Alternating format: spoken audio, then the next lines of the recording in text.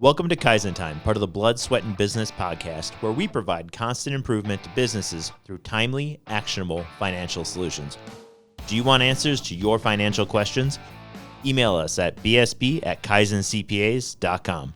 I'm your host, Mark Valesky. Now let's get started. Welcome to another episode of Kaizen Time. I'm joined by Eric Jordan, a partner here at the firm. Eric, great to see you. You as well, Mark. And let's get going. Kaizen works with small businesses, right? Totally. And Kaizen is a small business. Yeah, actually, we would be considered a small business. But Kaizen's been around for a long time. We have been since the 60s, actually. And how can I say this?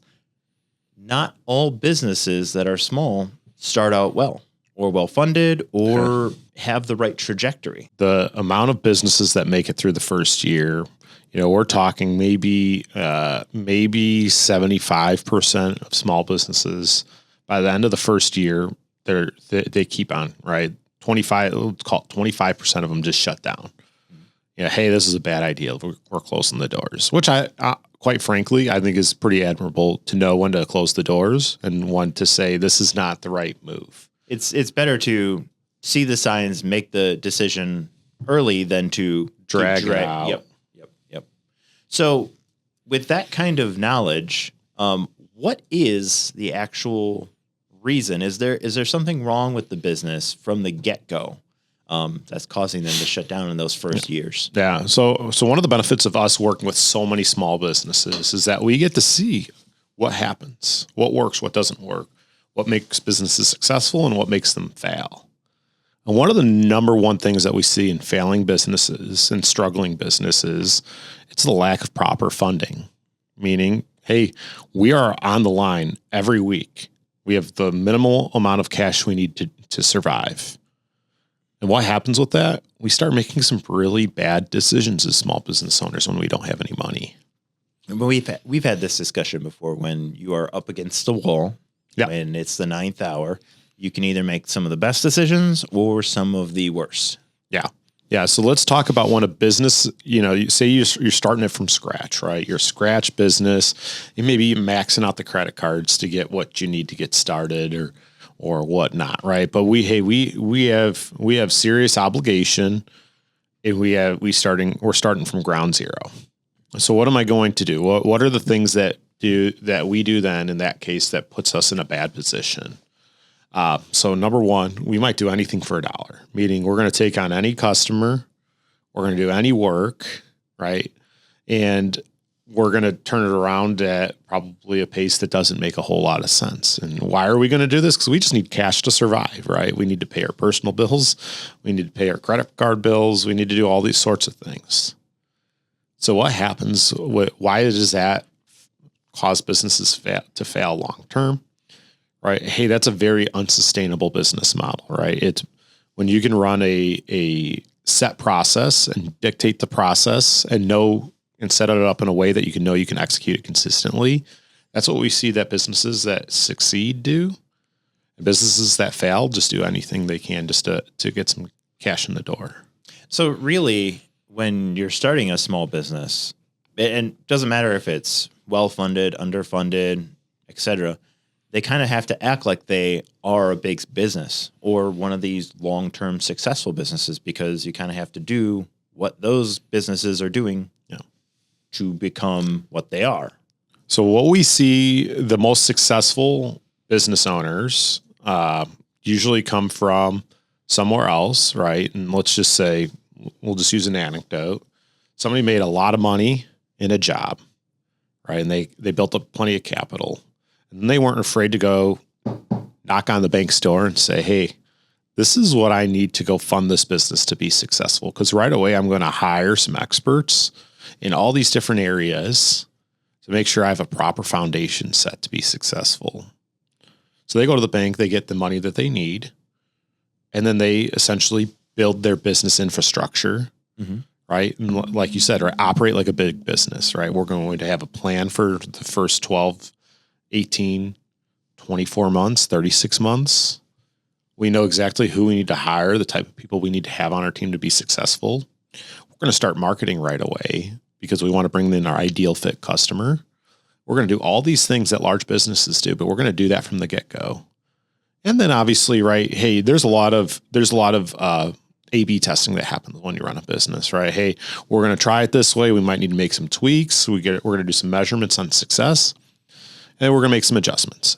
Great. That's a lot easier than completely having to change your business model because you brought in whatever you could to make $1. And then let's talk about hiring, right? So one of the biggest issues that I see in hiring, especially when a business goes to hire, say, their first employee, let's talk about an automotive repair shop. And usually the owner starts by working on the cars themselves. And they're also, running payroll, trying to do the books. They're making all hiring, firing decisions. They're probably running and administrating their marketing. They're writing service. They're doing every function inside the business. So then they get to the point where they're so busy, they need to make a hire. So they're going to go out and they're going to hire probably a rather unskilled, maybe green type of employee. Right. Somebody that needs a lot of nurturing, training, career development. Exactly what I was going to say. Sounds like someone who's going to require a lot of more time to be added to that to make them helpful. And the business owner doesn't have, right? They don't have time to train that person. So we do two things, right? More than like that employee is going to fail for that business, and that owner is going to be frustrated about that hire they made. And they're going to complain that, hey, none of these new kids out here know how to do anything. Mm-hmm. But then also, this person's first introduction into the workforce, right? You hire somebody that's super green, is I got set up to fail. I got brought in here, shoved in a corner, told to go do work, and got left alone. That's a really poor way to get somebody to succeed. And quite frankly, they might completely change the change industry, right? They're going to go find somewhere else to work. Yeah. So not only are you hurting yourself, but then now you hurt your business. So the smartest thing to do is to go out and hire that highly skilled, probably very expensive employee, but that are kind of a plug and play player. Hey, I just need you to come in and do your thing. Yep. That's exactly who you need to hire. But if you don't have the cash to do it, it's really hard to hire that person. Yeah. No, I completely agree.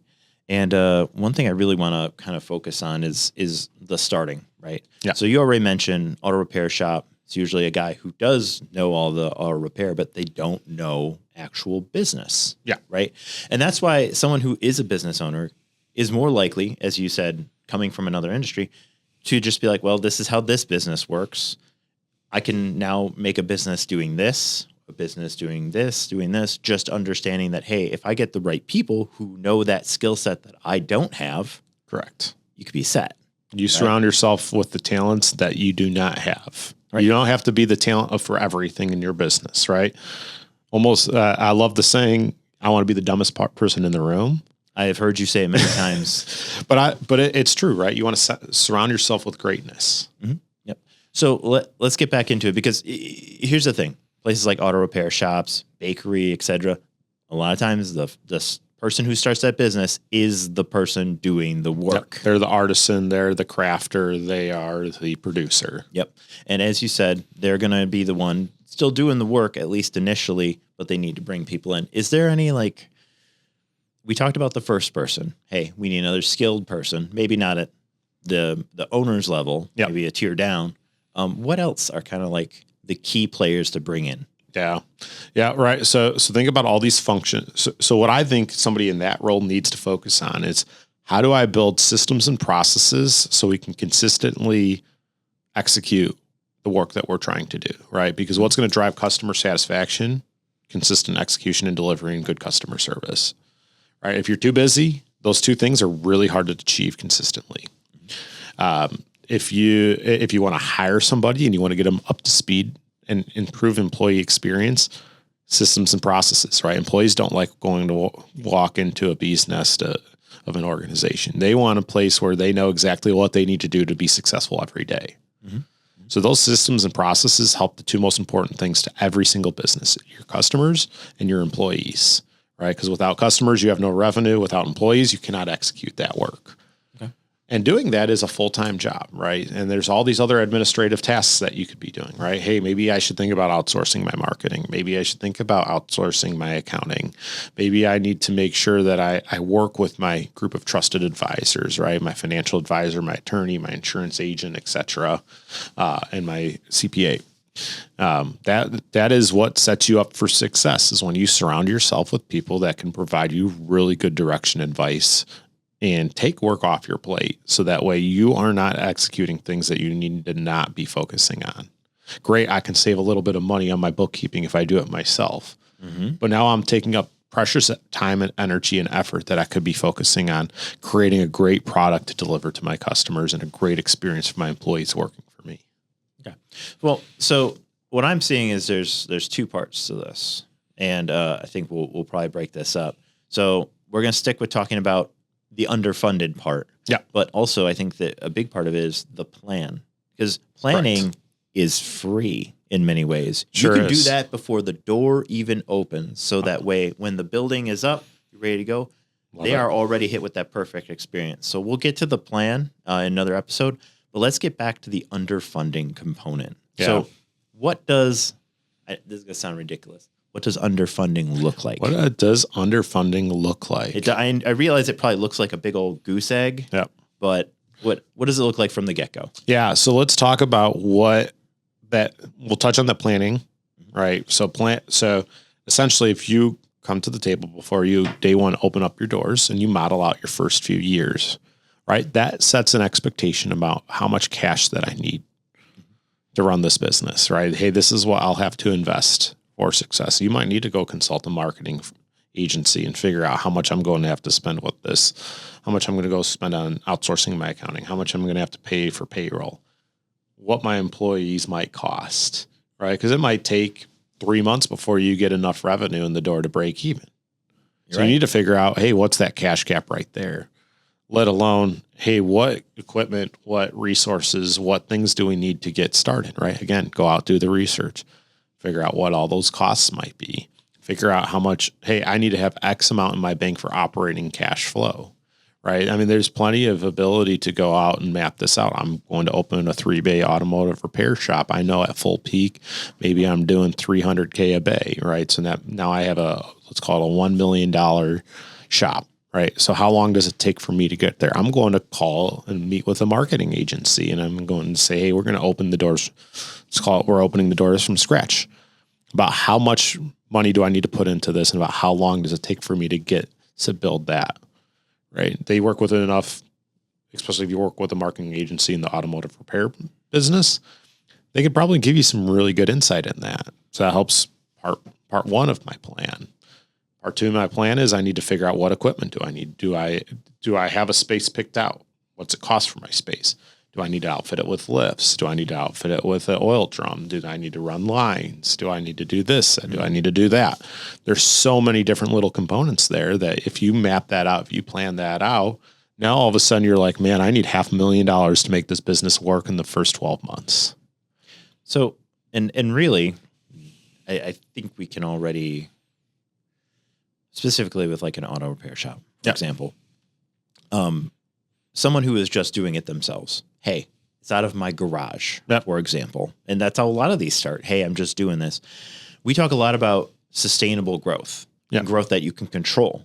That is growth you can control. Your one bay, it's your garage, it's your facility, it's you. Correct. Right? But you're not building a business at that point. Exactly. But as you start doing that, right? Hey, now I can do this. Maybe I add the second bay. Maybe I add somebody part-time. Yeah. Right.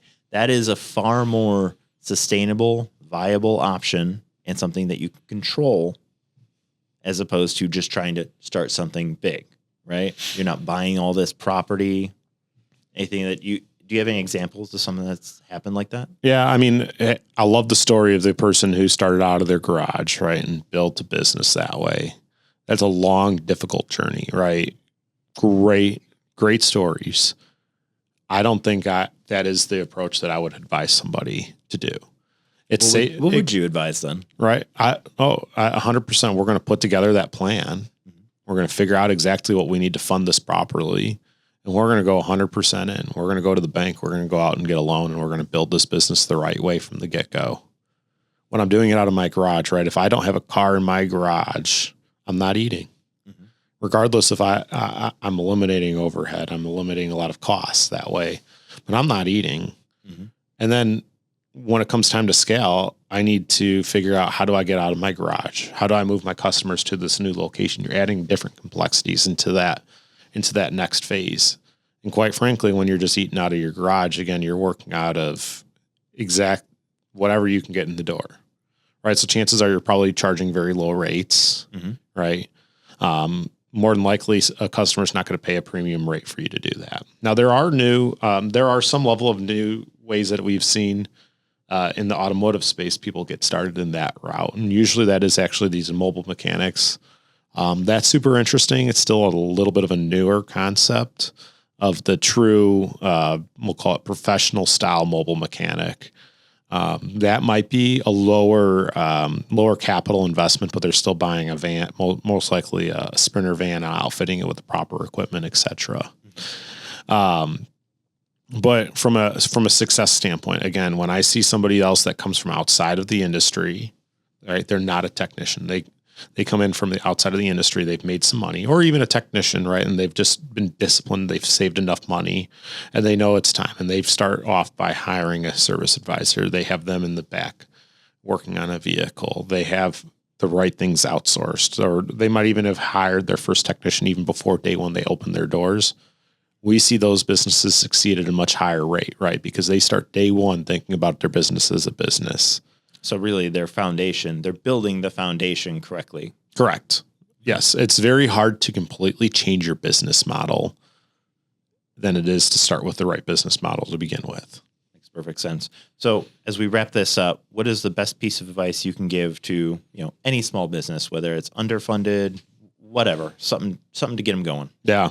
Yeah. So I want to talk about some statistics, and then I'll hit on that. So, like I said, 25% fail within the first year. 25% of small businesses fail in the first year. About 50% fail within 5 years, and about 65% fail within 10 years, right? So that means maybe after 10 years, 35% of small businesses remain open. A lot of them are on that journey of, hey, I'm going to start from scratch. I have my first customer, et cetera. My one piece of advice to not become one of those statistics is to do the planning ahead of time. Don't jump into something before you're ready, right? Let's make sure we map out let's be intentional about starting the business. Let's map out exactly where you want to start and where you want to take it. Put it on paper, figure out what it's going to cost, and make sure you start that business with the proper resources. And if you're a business and you're currently underfunded, right? Hey, a strong option for you, it's time to maybe take a risk, right? Either you can continue to meddle where you're at and figure out if I can squeeze an extra dollar out of the business, or, hey, let's take a risk and let's go to the bank and figure out, how do we fund this thing properly to make the hire that we need, to make the equipment upgrades that we need, afford the marketing firm that we need, afford the coaching that we need to be successful.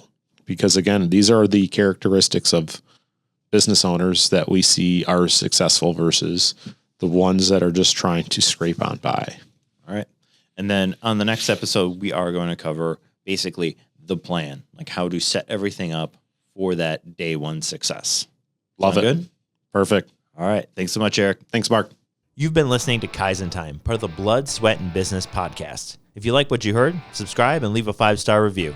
This podcast has been brought to you by Kaizen CPAs Plus Advisors, providing advisory and accounting services to help you grow your business. Learn more at kaizencpas.com or email us at bsb@kaizencpas.com.